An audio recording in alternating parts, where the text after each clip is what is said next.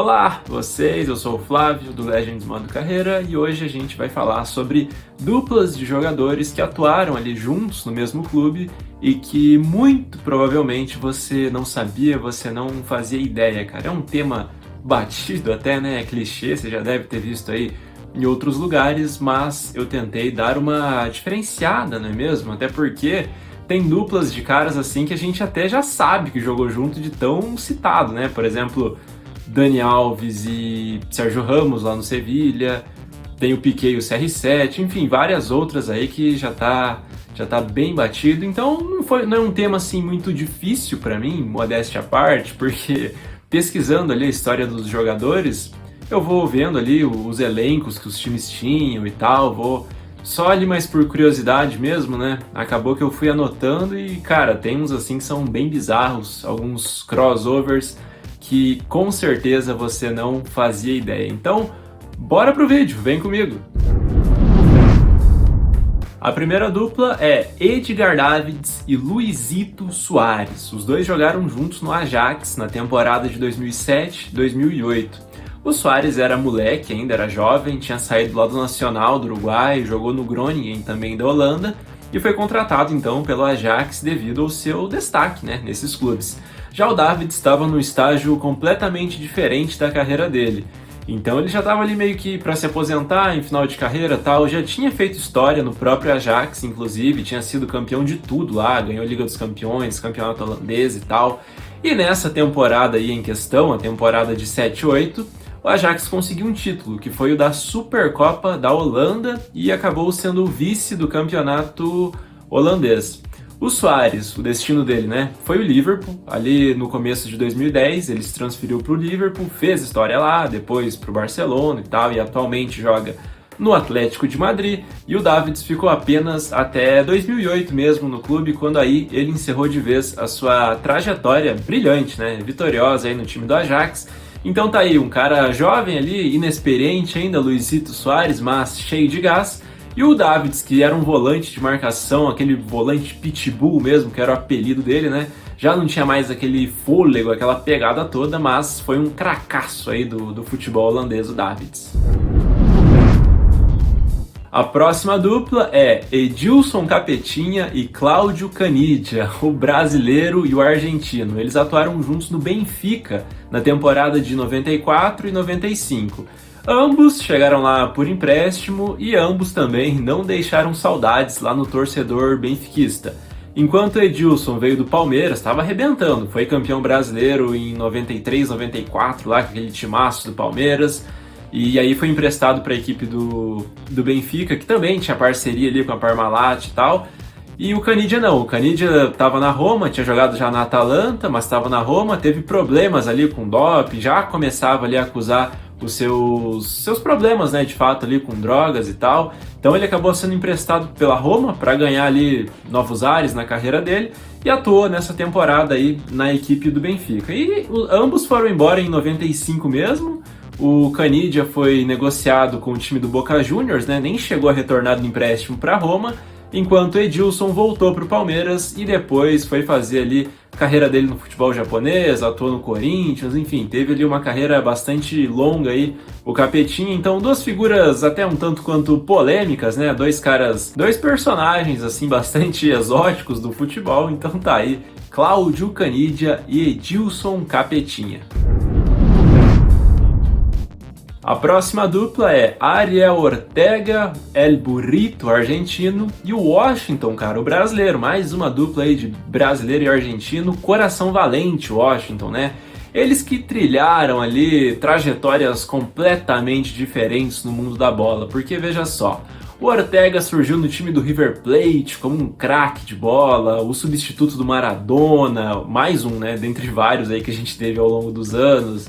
Enfim, arrebentou lá no River Plate, só que ele foi jogar no futebol europeu, passou pela Sampdoria, depois ele jogou, primeiro foi pro Valência, daí foi pra Sampdoria e depois foi pro Parma da Itália. Só que se fosse nos dias de hoje, a gente ia dizer que o Ortega, ele flopou na Europa, ele não teve aquele sucesso todo que se esperava dele lá no velho continente. Então ele acabou voltando pro time do River Plate no ano de 2001, justamente para recuperar o seu futebol. Afinal, o cara tá em casa e tal, o cara pode voltar a jogar aquela bola aí que todo mundo sabia que ele era capaz, né, que tinha talento. E isso de fato aconteceu. Tanto que o time do Fenerbahçe, no ano de 2002, pensou, pô, vou dar uma chance pro cara, né? Foi lá, contratou o Ortega, então ele retornou à Europa para jogar lá no futebol turco, o torcedor já recepcionou ele no aeroporto e tal, foi uma festa toda. Ele até começou bem jogando lá no time do Fener, só que num determinado momento ali da temporada, ele meio que deu a louca ali e falou, ah, rapaz, eu vou voltar pra Argentina, mano, não tô curtindo mais não. Daí o Fener falou, pô, cara, mas você tem contrato, né, meu parceiro? Você tem que cumprir, você tem que ficar aqui, mano. Ele falou, ah, rapaz, tô saindo fora, tô vazando. E foi embora, simples assim. Claro que isso aí não ficou de graça, né? Acabou que o Ortega ele foi punido, ficou um ano sem poder jogar. Enfim, ele tinha contrato com o time do Fener, então, lógico, tem que cumprir, né, cara? Então, teve ali um BOzinho depois, ele retomou a carreira, não foi mais o mesmo, mas ainda assim teve lances geniais, teve lampejos assim impressionantes o Ariel Ortega. Já o Washington, ele se destacou muito no time da Ponte Preta, né, no ano ali de 2002, mais precisamente no Campeonato Paulista daquele ano, ele fez muitos gols aí, foi um cara que mostrou que tinha uma presença de área muito diferenciada, tal, Brazuca, o Fenerbahçe já pensou, vamos contratar esse cara para fazer uma dupla ali com o Ortega, imagine, o arco e a flecha, o cara que mete a bola e o cara que mete o gol. Então, seria aí, a expectativa era essa, pelo menos, só que aí, no mês de novembro de 2002, ou seja, mais ou menos na metadinha ali da temporada, né, se a gente considerar que ele chegou na metade do ano, o Washington, ele sentiu dores no peito, e aí ele foi levado para um hospital. Chegando lá, ele fez exames, e daí ele descobriu que tinha uma lesão na artéria esquerda do coração. Depois disso, ele acabou fazendo então uma cirurgia, e a equipe do Fenerbahçe suspendeu o contrato dele, porque não queria ficar com um jogador que simplesmente não ia poder render em campo, então acabou que o contrato dele foi suspenso e ele foi obrigado então a deixar o Fener. Surgiu então interesse de algumas equipes brasileiras, uma delas foi o Palmeiras, mas o Washington preferiu aí fazer seu retorno ao Brasil jogando no time do Atlético. Então isso foi no ano de 2003, no comecinho ali. Porém, rapaz, ele fez exames médicos, né, como é de praxe e tal, só que ele foi reprovado mais uma vez. Então ele fez um acordo com a diretoria. A diretoria do Furacão falou para ele o seguinte, olha, você vai ficar aqui treinando, 6 meses você tem aí, pode usar as instalações do clube, toda a estrutura fenomenal aí para você se preparar e tal, não perder seu ritmo, né? Mas a gente não vai te pagar, afinal você não vai estar jogando e tal. E aí, se daqui 6 meses, né, lá no final do ano mais ou menos, se você fizer os exames e der tudo certo, você for aprovado para voltar a jogar, a gente assina em definitivo e você vai ser jogador nosso. O Washington falou, ah, mano, tranquilo, vamos aí, vamos lá. Então ele ficou esse tempo aí no time do Atlético, e no final desse ano aí, de 2003, ele refez os exames do coração, dessa vez deu bom, deu tudo certo. Então em janeiro de 2004, no ano seguinte, olha só, ele perdeu praticamente um ano aí de futebol. Então em janeiro de 2004 ele foi oficializado como jogador do Atlético para a disputa do Paranaense, depois do Brasileiro que, mano, ele jogou muita bola, o Atlético tinha um time muito bom naquela época, clubismo à parte também, né? Acabou sendo vice-campeão, infelizmente o Santos acabou ficando com aquele título nacional, mas o Washington ainda foi o artilheiro, inclusive ele é o maior artilheiro da história dos pontos corridos em uma edição, né? Tudo bem que tinha mais jogos, né, do que hoje em dia, mas a média do cara foi absurda, foi um negócio completamente fora da caixa. Tanto que aqui no Furacão ele jogou 49 jogos e marcou 44 gols, cara. Então, um negócio realmente absurdo. E lá no Fener, só pra gente fechar, ele ainda chegou a atuar em 17 partidas e meter 10 gols. Estava indo muito bem, mas infelizmente aconteceu isso. E que bom que ele conseguiu retornar à sua carreira. Depois passou pelo São Paulo, jogou muito no Fluminense, enfim. Washington, coração valente, aí um exemplo de jogador e de ser humano também, né? Por que não? Bora então para a quarta duplinha, que dessa vez é o França, aquele ex-São Paulo, muito destaque no tricolor, e o Berbatov, cara, o búlgaro. Os dois fizeram aí uma dupla de ataque muito entrosada, inclusive, que durou bastante tempo. Jogaram durante 3 anos juntos, isso foi lá na equipe do Bayer Leverkusen da Alemanha, E, cara, uma coisa muito interessante com relação a esses dois aí é que o Berbatov já declarou em entrevistas que o França foi o melhor companheiro de ataque que ele teve na carreira. E aí a gente vai puxar o histórico do Berbatov, a gente vê que ele atuou junto com Cristiano Ronaldo, Wayne Rooney, Carlos Tevez, então assim, que moral tem o França ali com o búlgaro. Então, de certa forma, foi o cara que mais se encaixou, que mais se entendeu com ele, né? Por isso que ele acabou elegendo França. A melhor campanha que eles conseguiram juntos foi uma semifinal de Copa da Alemanha, então assim, não ganharam títulos, né? E depois da passagem pelo Leverkusen, o França foi pro futebol japonês, pro Caxias Reysol, fez seu pezinho de meia lá e tá lá até hoje, inclusive, tem lá um trampo no futebol japonês, como eu conto na história dele.